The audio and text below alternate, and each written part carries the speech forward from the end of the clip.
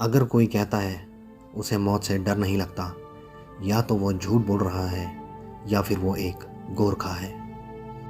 ये वर्ड्स मेरे नहीं, फील्ड मार्शल सैम मैनेक्शॉ के हैं। इसके कई एग्जाम्पल हैं, लेकिन इस वीडियो में मैं आपको बताऊंगा यान कार्डज़ुगो के बारे में, जिन्होंने युद्ध में घायल होने के बाद अपनी ही खुखरी से अपना ही पैर काट दिया था और देश के ये पहले और एकमात्र सिपाही हैं जिन्होंने विकलांग होने के बावजूद भी मेजर जनरल के पद को हासिल किया।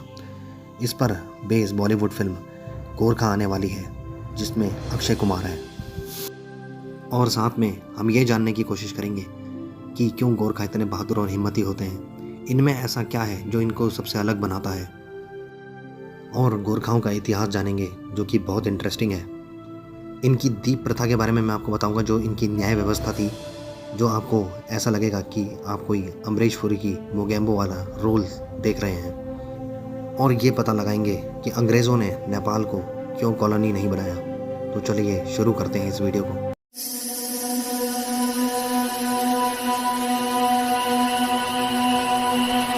3 दिसंबर 1971 को भारत और पाकिस्तान का युद्ध शुरू हुआ था। 5/4 गोरखा बटालियन अंतर्ग्राम में पाकिस्तान को शिकस्त देके बस आराम ही कर रही थी, और 4 दिन ही हुए थे कि 7 दिसंबर को ब्रिगेड मुख्यालय से बटालियन को सिलहट जीतने की जिम्मेदारी दी जाती है। Core commander general Sagat Singh को सूचना मिली कि पाकिस्तान की 202 इन्फेंट्री ब्रिगेड को सिलहट से हटाकर ढाका भेज दिया है। इस मौके को भारतीय सेना गंवाना नहीं चाहती थी। तभी बिना कोई समय खराब किए भारतीय सेना ने हेलीबॉर्न ऑपरेशन शुरू किया, जिसमें 5/4 गोरखा बटालियन के जवानों को हेलीकॉप्टर से नीचे सिलहट में उतार दिया गया। लेकिन 202 इन्फेंट्री बटालियन कहीं गई ही नहीं थी। ये एक ब्लफ था, यानी जनरल सगत सिंह को जो इन्फॉर्मेशन मिली थी वो गलत थी। फिर पाकिस्तानी सेना हमला बोल देती है। भारतीय सैनिकों पर उस वक्त कोई रेडियो सेट भी नहीं था। भारतीय सैनिक फंस चुके थे, लेकिन सैनिकों ने फायर शुरू की और पास पहुंचकर खुखरियों से पाकिस्तानी सैनिकों के शरीर को छन्नी करना शुरू किया।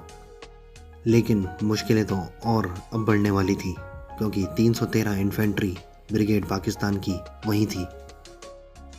अब गोरखा बटालियन को 2 ब्रिगेड से लड़ना था, जो करीब 8000 सैनिक थे। यानी 384 गोरखाओं का सामना अब 8000 पाकिस्तानी सैनिकों से था।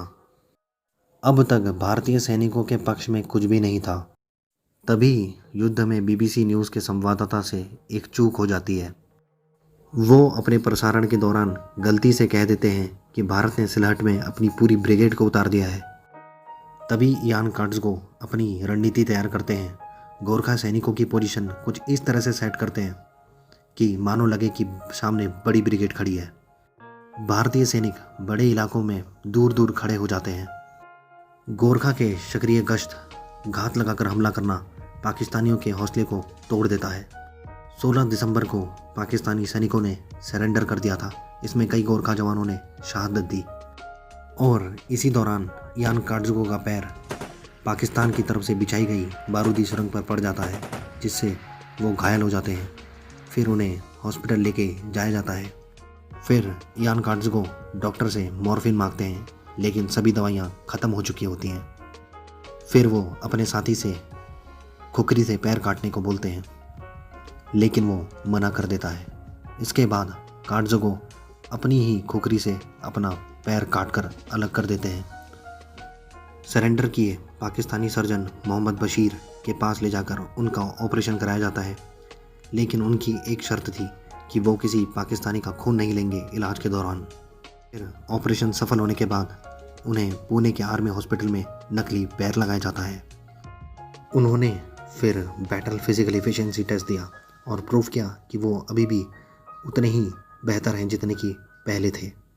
बाद में यान कार्डज़ुगो भारतीय सेना में एक बटालियन और एक ब्रिगेड की कमान संभालने वाले भारतीय सेना के पहले युद्ध विकलांग अधिकारी बने।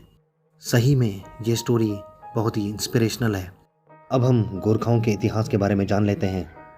अगर आपको ये वीडियो अच्छी लगी हो तो सब्सक्राइब बटन अभी दबा दें, वरना आप भूल जाएंगे, और बेल आइकन दबा दीजिए ताकि हमारी वीडियो की नोटिफिकेशन आपको मिलती रहे। और अगले एपिसोड में हम आपको गोरखा से गोरखा रेजिमेंट बनने की कहानी बताएंगे, जिसमें आपको पता चलेगा कि ब्रिटिशर्स यानी अंग्रेज भी कभी गोरखा को ओपन वारफेयर में कभी नहीं हरा पाए और इतने प्रभावित हुए कि उन्होंने उनको अपनी फ़ौज में शामिल कर लिया, जो बाद में गोरखा रेजिमेंट के नाम से जानी गई। वीडियो लंबी हो जाती इसलिए 2 एपिसोड में बनाई गई है। मिलते हैं अगली वीडियो में।